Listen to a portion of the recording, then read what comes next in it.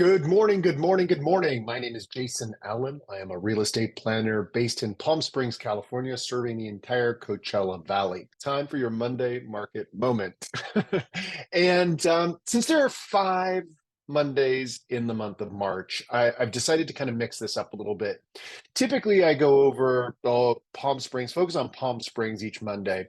And what I'd like to do instead is break up each Monday and focus on 4 different cities in the Coachella Valley. And when we have a fifth Monday in the month, I'm going to go ahead and review the entire valley statistics. So, as is my pattern, I will share my screen, bring up this map to start with. So, when we talk about the Coachella Valley, it's important for us to convey what that means. The valley technically runs northwest to southeast. Some people will just say north-south, some will say east-west, but you get the idea. There are 9 cities that constitute the Coachella Valley. At the northern end, we have Desert Hot Springs, where my cursor is. At the southern end, we have Coachella. Now, Thermal is an additional city, but we tend to kind of let that fall into the valley to our southeast. So as you're looking at this map, you're going to see other areas like Thousand Palms and so forth. Those get folded into the nearest city because they are unincorporated. So once again, it's Desert Hot Springs to the north. Then we have Palm Springs, Cathedral City, Rancho Mirage, Palm Desert, La Quinta, Indio, and Coachella. I believe that's all 9 of them. So that gives you some sense of the area that we're talking about. Palm Springs, first to really be largely settled by a larger population, and then the valley grew going southeast. So from a valley-wide perspective, let me bring that screen up for these statistics. This is single-family homes. We'll do condos in just a moment. And when I do these charts are always comparing the most recently finished month. So we're talking about February, comparing it to the previous year's February. So in this case, we're going to look at total unit sales. We're down February 23 to February 22, indicative of the higher interest rates and the cooling marketplace. Median sales price, once again, median is what has sold right in the middle. It's not an average. So half of the homes sold above that, half of the homes sold below that. Our median sales price is actually up 5%. Inventory is up 72.8% over last year. Again, not surprising. A number of homeowners who want to sell are now on the market, kind of realizing that they missed the high water mark. Still strong sales, though. Days on market has increased dramatically. We understand that. That's true across the board in each city as well as valley-wide. But here's what's interesting. When we look at sales price versus list price, this number bears out very similarly in each individual market. 96.3% of the asking price is what most sellers are getting. Or I shouldn't say that. On average, there are sellers that we're seeing getting only about 3.5, 3.75% off of their original list price. Now, here's the thing. Averages. Somebody may be getting something significantly more off. Others are not getting that much off. And you'll see how that plays out.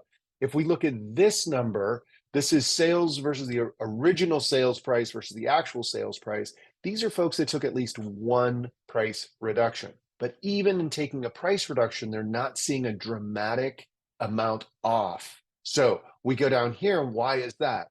We still have a third of the homes selling above the list price. So that impacts these numbers here by bringing them up. We have about 4 months of supply inventory. Once again, just to remind you, 6 months is kind of our barometer for being a balanced market. Although we have higher inventory, although we're seeing longer days on market, it is still a seller's market.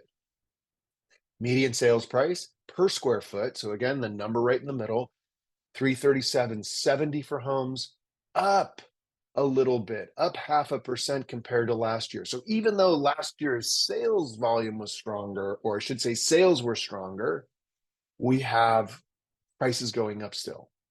Let me click over to condos since that's often an entry point for a lot of home buyers in our market. Um, Total unit sales are down. Again, consistent.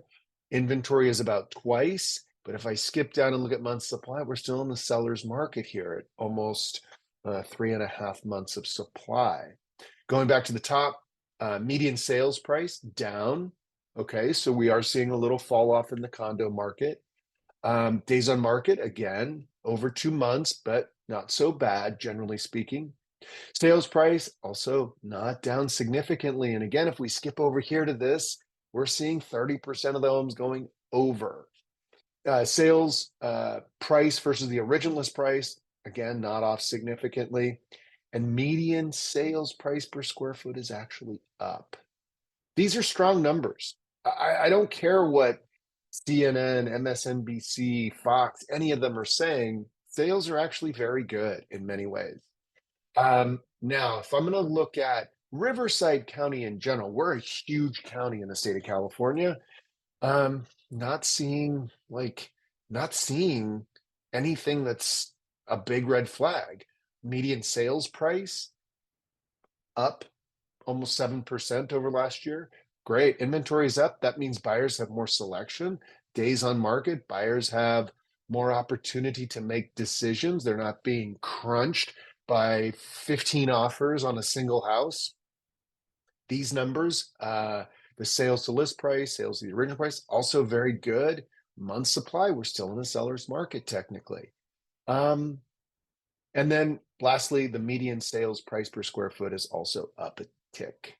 So that's your Monday market moment. Do not hesitate to reach out to me if I can help you in my market or even in another market. I'm happy to try and find statistics, walk through those with you, or find you an agent that thinks like I do, acts like I do, and has the values that I do in your marketplace if you need someone to help you.